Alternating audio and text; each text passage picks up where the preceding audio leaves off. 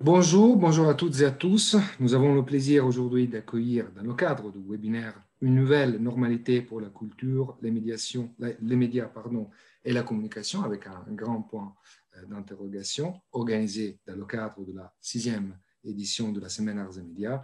Cécile Baquès, bonjour, bonjour à vous. Bonjour, bonjour à tous et à toutes. Alors, elle n'a sans doute pas besoin d'une présentation, mais je me forcerai tout de même de résumer son très très riche parcours. Comédienne, metteuse en scène, autrice et adaptatrice, ancienne élève d'Antoine Vitesse à l'École du Théâtre National de Chaillot, elle est actuellement directrice de la Comédie de Béthune, CDN des Hauts-de-France, depuis le 1er janvier 2014, poste qu'elle quittera en juin 2021. Avant de fonder sa compagnie Les Piétons de la Place des Fêtes en 1998, elle a collaboré avec le metteur en scène Charles Torgeman et avec Michel Didim auprès du Théâtre de la Manufacture, CDN de Nancy-Lorraine. Son aventure artistique semble vouée à la rencontre entre le savoir-faire précieux, à la fois patrimonial et créatif, comme l'a elle-même défini, des artistes du plateau, et les écritures théâtrales contemporaines. La programmation qu'elle a proposée en ces années de direction à la Comédie de Béthune reflète par ailleurs cette recherche, dont nous nous limiterons à rappeler les créations de 2 textes d'Annie Ernaux, L'autre fille en 2017 et Mémoire de fille en 2018, ainsi que la création en 2020 de la loi de la gravité d'Olivier Sylvestre. Actuellement, elle est en résidence auprès de la Chartreuse à Villeneuve-les-Avignon, où elle coécrit avec Magali Mougel l'œuvre Drague.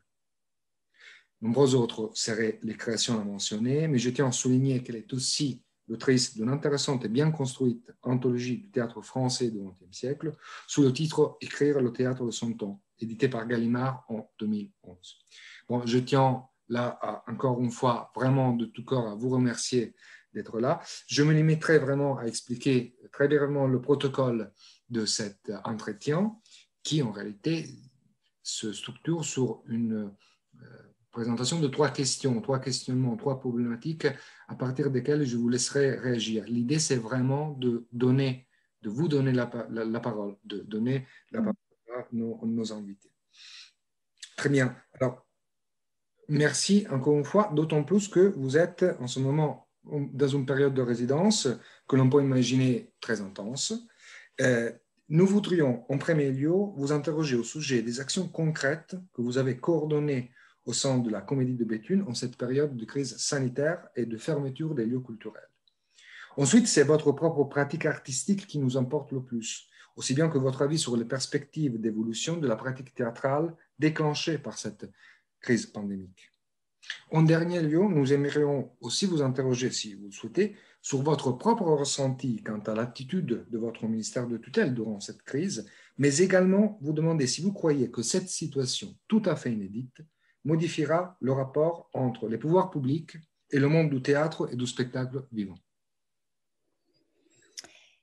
Merci beaucoup. Alors, je vais donc répondre aux 3 questions telles que vous les avez énoncées et présentées. D'abord, sur les actions concrètes donc, ont été entreprises à la Comédie de Béthune depuis mars 2020, date, je pense que tout le monde s'en souvient, du premier confinement. Pour moi, la première ligne de travail était comment soutenir le travail des artistes et des techniciens, le travail de création, voilà. Alors ça, ce qu'on a fait, on a été un des tout premiers centres dramatiques à exprimer sur les réseaux sociaux que c'est ça qu'on ferait et donc on honorerait tous les contrats, même s'il n'y avait pas de déplacement d'équipe, même s'il n'y avait pas de voyage et même surtout s'il n'y avait pas de représentation. Donc ça, on l'a fait, honorer les contrats de toutes les équipes, on l'a fait, on continue à le faire. Maintenir les liens avec les artistes. Alors ça a donné lieu à un certain nombre d'échanges que je vais développer ensuite. Et puis, à partir du mois de novembre, donc novembre 2020, la 2e période de confinement, vous vous en souvenez également, les répétitions ont été autorisées. Donc ça, effectivement, ça donnait quand même un cadre très important. Moi, j'y pense régulièrement et je me dis, mais ça aurait été extrêmement différent si les répétitions n'avaient pas été permises. Donc, la ligne honorer les contrats, maintenir les liens et maintenir les répétitions. Qu'est-ce qu'on a fait à partir de ça? On a fait beaucoup de choses, on a eu beaucoup d'échanges avec les équipes, on a travaillé vraiment au cas par cas, c'est-à-dire en se disant que chaque projet, chaque équipe avait sa propre singularité et n'avait pas forcément les mêmes besoins. Notre travail de centre dramatique est d'être à l'écoute des besoins des uns et des autres. Alors, ça peut être, au début, si vous voulez, dans le premier confinement, on a invité toutes les équipes à enregistrer des lectures, à faire voilà, des images, à tourner des images qu'on a fait aussi pour la présentation de la saison. Ça, c'était le tout début. Puis au fur et à mesure, ça s'est affiné, ça s'est approfondi. Et j'ai envie de donner un exemple pour que ce soit concret, parlant. On devait accueillir, on a accueilli d'ailleurs, on a accueilli. Qu'est-ce que c'est que ce lapsus? On a accueilli il y a quelques semaines le travail de Margot Eskenazi et Alice Carré, ce spectacle formidable qui s'appelle « Et le cœur fume encore », qui est le deuxième volet de la trilogie « Écrire en pays dominé ». Il se trouve que moi, je connais bien Margot, puisqu'on a travaillé ensemble, elle a été mon assistante sur plusieurs créations, donc le dialogue était facilité. Enfin, en même temps, vous le savez, partout dans le monde, les artistes parlent entre eux assez facilement. Et en fait, on a posé des questions à Margot sur quels peuvent être les besoins. Et Margot, en fait, nous a répondu qu'en fait, ce spectacle avait beaucoup de succès, ne bénéficiait pas, pour l'instant, n'avait pas de captation, pas d'outils, en fait, de diffusion d'images. Donc, comme on était 4 lieux, en fait, dans la région Hauts-de-France à accueillir et le cœur fume encore, on s'est mis ensemble pour financer la réalisation d'une captation qui a eu lieu à la Comédie de Béthune, où on a présenté le spectacle aux professionnels. Quelque chose, en fait, qui permettait de prolonger pour la compagnie le travail relationnel et de mise en contact, en fait, avec les professionnels de la région Hauts-de-France, et aussi de réaliser un outil dont la compagnie ne bénéficiait pas à ce moment-là. Voilà. Ça, c'est un exemple. Voilà. De ce qu'on essaye de faire. Tout ça est rendu possible, en fait, quand même, parce qu'on est très aidé, c'est-à-dire quand même les théâtres publics sont très aidés, on a été très aidés par le gouvernement, avec des différentes mesures. Donc, voilà, c'est, me semble-t-il, la moindre des choses, honorer les contrats et accompagner les équipes. Bon, je ne m'étends pas plus. Alors, pour maintenir le lien avec les publics, souvenez-vous, c'est quelque chose dont on a beaucoup entendu parler, c'est un message qu'on a beaucoup entendu, qui est une évidence. Enfin, je ne sais pas lequel d'entre nous aurait imaginé qu'il ne fallait pas maintenir les liens avec les publics. Alors, pas facile. Pas facile, par exemple, parce que dans un premier temps, nous, les 6 premiers mois, on a travaillé beaucoup avec le site. On continue d'ailleurs, on a fait énormément de choses sur le site. Il y a une activité énorme qui a été redéveloppée sur le site sous la forme de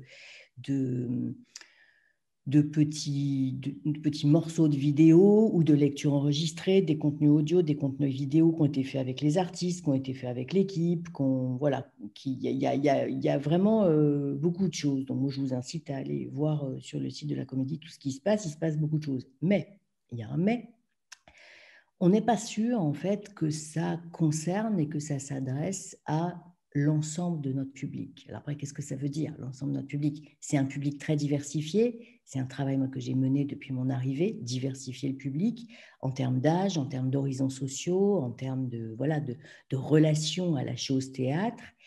Donc, pas évident. Et on a pensé ça parce qu'on a eu des retours de certains fidèles qui nous disaient mais moi, le site, j'y vais pas. Les contenus numériques, je ne sais pas comment y accéder. Vous nous proposez d'enregistrer des choses, c'est super, mais moi, je ne le fais pas. Je ne sais pas comment ça marche. Donc, ça nous a incité à redévelopper. Donc, ça, c'est ce qu'on a fait à partir de novembre. Comme beaucoup d'autres centres dramatiques, on a redéveloppé des représentations sur le terrain. Donc, dans les établissements scolaires, collèges, lycées, on a fait donc des formes très réduites. Qu'on joue, hein, là, voilà, qu'on joue, on a fait plusieurs, pas mal, hein, d'ailleurs, même de représentations. Il y a de la demande de la part des établissements scolaires, donc tout ça est formidable. Mais on a aussi développé ce qu'on a appelé les échappées sur le terrain, c'est-à-dire des lectures in situ un peu partout de façon très impromptue. Alors ça, c'était un projet quand même que l'équipe des relations avec le public avait en tête et qui est tombé miraculeusement sous le signe de l'évidence comme la bonne action, une action juste en période de pandémie. Donc, voilà ce dans quoi on est engagé. Donc, pour résumer, le soutien aux artistes, le développement du site et les échappées sur le terrain, qui peuvent être n'importe où dans la ville ou l'occasion de nouer ou d'approfondir des partenariats avec des structures sociales. Ça a l'air idiot, mais il faut le constater. En tout cas, dans un territoire comme celui dont j'ai la charge, il y a beaucoup de structures sociales et beaucoup de populations, en fait, qui sont accompagnées et qui sortent pas ou pas beaucoup, ou si elles sortent, c'est accompagné. Et donc, c'est des publics avec lesquels on a tout à fait la possibilité de nouer des liens et d'enclencher un dialogue dans un rapport à l'art. Voilà. Et au milieu de tout ça, qu'est-ce qui s'est passé pour les répétitions? Du coup, c'est une transition pour la question suivante. On a maintenu des accueils, hein, sans public, mais pour les professionnels. Et moi, j'ai eu, en fait, en tant que metteur en scène, j'ai eu 3 périodes de répétition. Une création que j'ai maintenue, que j'ai déplacée, enfin voilà, dont les répétitions ont été déplacées, mais qui a été créée en fin septembre, la loi de la gravité. Et puis, depuis, 2 autres tranches de répétition pour des tournées dont je ne sais pas si elles vont avoir lieu. Mais on les a maintenues quand même. Alors, moi, le premier constat concernant ma pratique, c'est je pense que j'ai eu beaucoup de chance parce que en fait, les projets qui étaient engagés étaient des productions avec pas beaucoup de comédiens. Et que je pense que les spectacles qui ont été vraiment menacés en fait, par la pandémie, rendus impossibles, c'est des spectacles avec des distributions importantes. Plus il y a de monde, plus il y a du rassemblement, plus on n'est pas dans les mesures sanitaires, plus on a du mal à les tenir et à les respecter, plus c'est compliqué.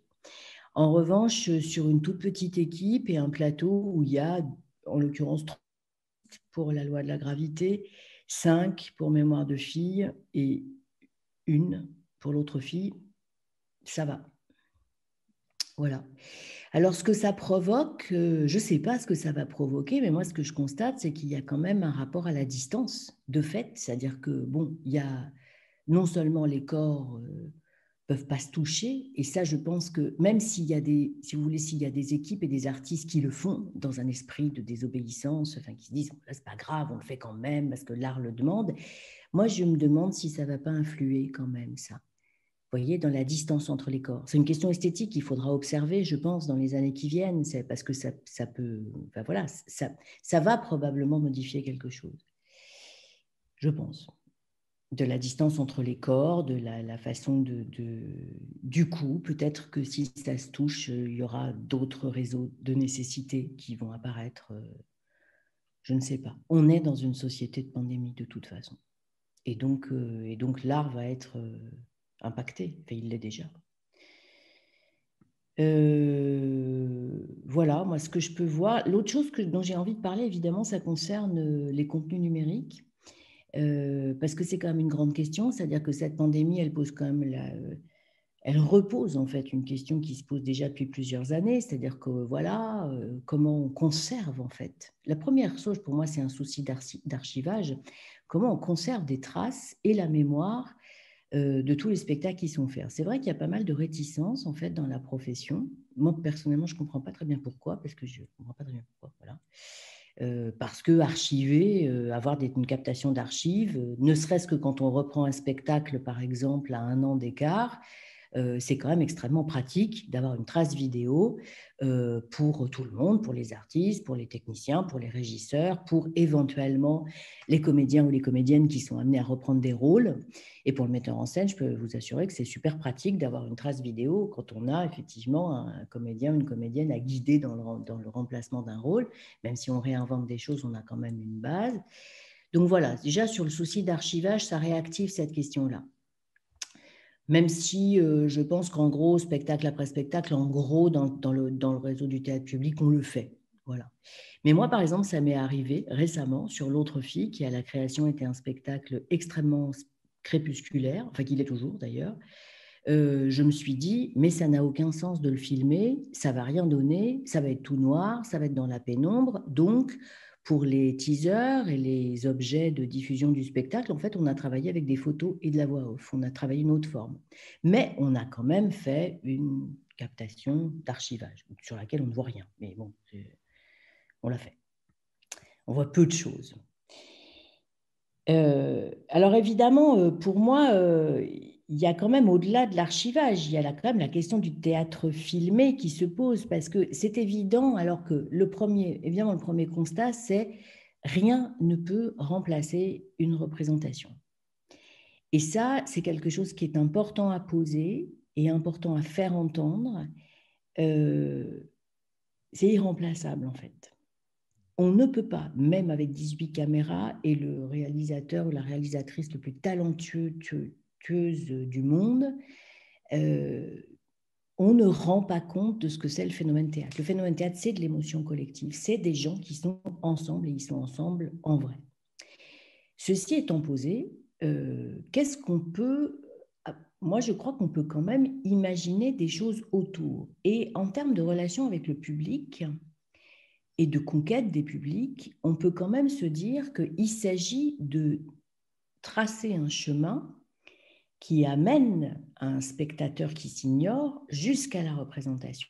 Et là, je crois qu'on a des ressources créatives et d'imaginaire, d'objets filmés qui peuvent aborder ce qu'on appelle les dessous de la création. Alors ça va des portraits des métiers, du descriptif des métiers, évidemment jusqu'aux répétitions qui peuvent être quand même passionnantes à suivre. Et puis les spectateurs sont très, très, très friands de ça. Ils adorent ça, quoi. Enfin, ils adorent ça, pas tous, mais on ne peut pas dire ils adorent ça, mais en tout cas, il y a vraiment quelque chose à creuser parce qu'on a, nous, des choses à dévoiler qui sont intéressantes et qui peuvent faire l'objet de reportages, de documentaires, voilà, mais qui, encore une fois, sont pensés comme l'antichambre de la représentation.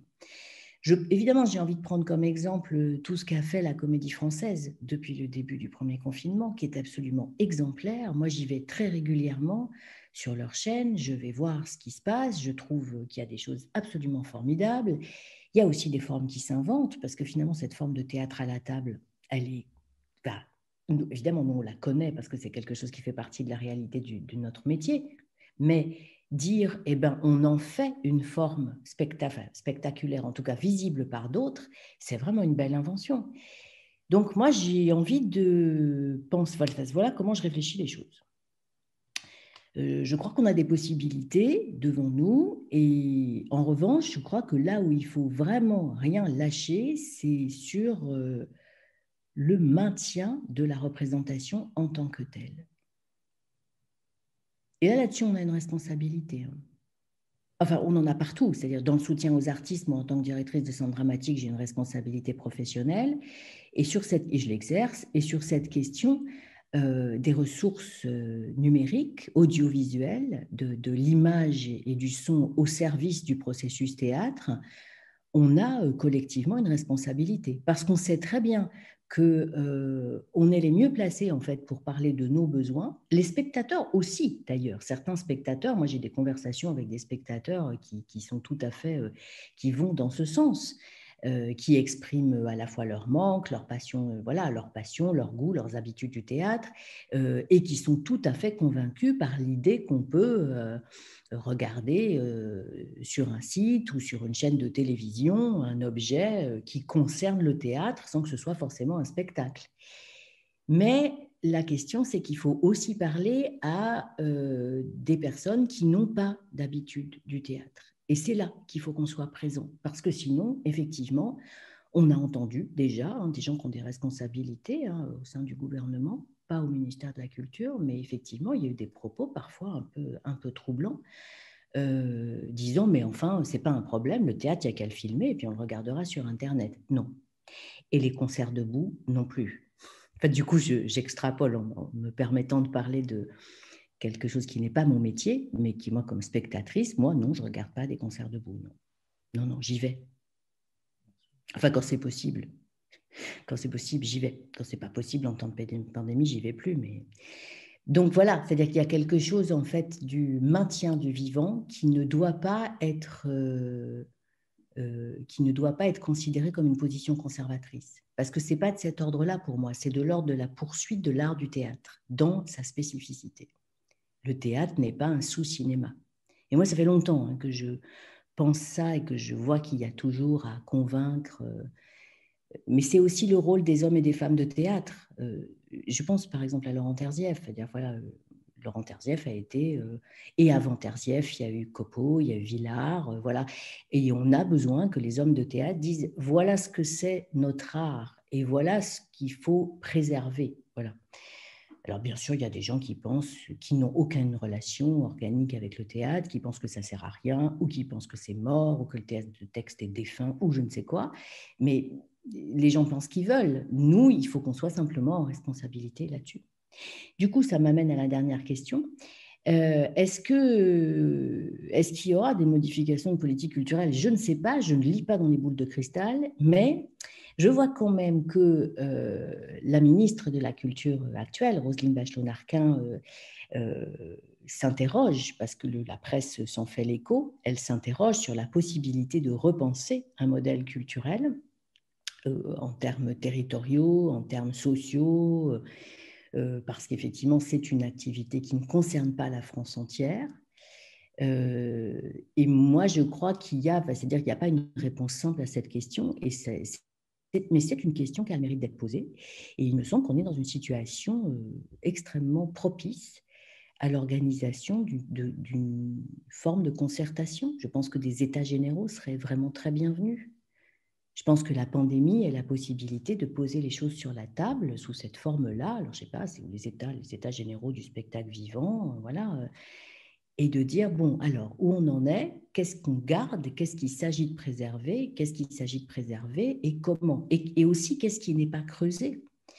Il y a aussi des relations à l'art en termes de public qui sont pas, voilà, qui sont pas creusées. On a peu de relations avec d'autres ministères.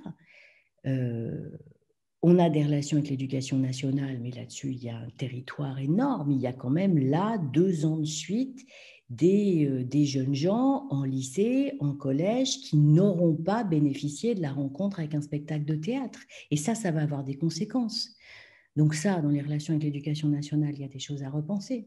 Mais aussi avec d'autres secteurs. C'est-à-dire que le théâtre, ce n'est pas un truc qui marche tout seul dans son coin. Le théâtre est un art de la synthèse, en fait. Pour moi, à la fois un baromètre, un art baromètre du présent d'une société, et puis aussi en termes de réinterprétation du patrimoine, c'est un art qui fait la synthèse de ce qui se passe. Donc comment on parle en fait des maladies, des creux, des failles, des trous, des béances de notre société. Voilà. Merci, merci. Vraiment, ça a été très riche. Personnellement, j'aurais vraiment beaucoup, beaucoup de commentaires, mais je me forcerai à les retenir pour laisser votre parole. Je trouve, au moins une chose, il faut vraiment que je la dise, mais il y aurait vraiment beaucoup d'autres choses. J'ai particulièrement trouvé important cette idée de faire redécouvrir à des spectateurs qui ne se connaissent pas le fait que le théâtre, c'est un processus. C'est un processus, Oui. c'est quelque Oui, chose oui, oui. un peu plus comme moi d'histoire du théâtre ou éventuellement de critique, c'est très, très, très important. Cela étant dit, encore une fois, je vous remercie très, très grandement, vraiment. Merci Thomas, merci. Non, merci à vous. Et je ne vous prends davantage de temps. Du coup, en vous remerciant encore, en espérant qu'on pourra un jour, l'année prochaine, par exemple, se rencontrer Avec plaisir. Oui, oui, avec live, plaisir. hein, Ouais, ouais, avec plaisir, avec plaisir. un grand plaisir. Et en ce moment, du coup, je vous remercie et je arrête l'enregistrement et je vous dis à très bientôt et bon courage à vous et à toute votre équipe et à vos publics aussi. Merci. Merci, bon courage à vous et bon webinaire. Merci, merci bien.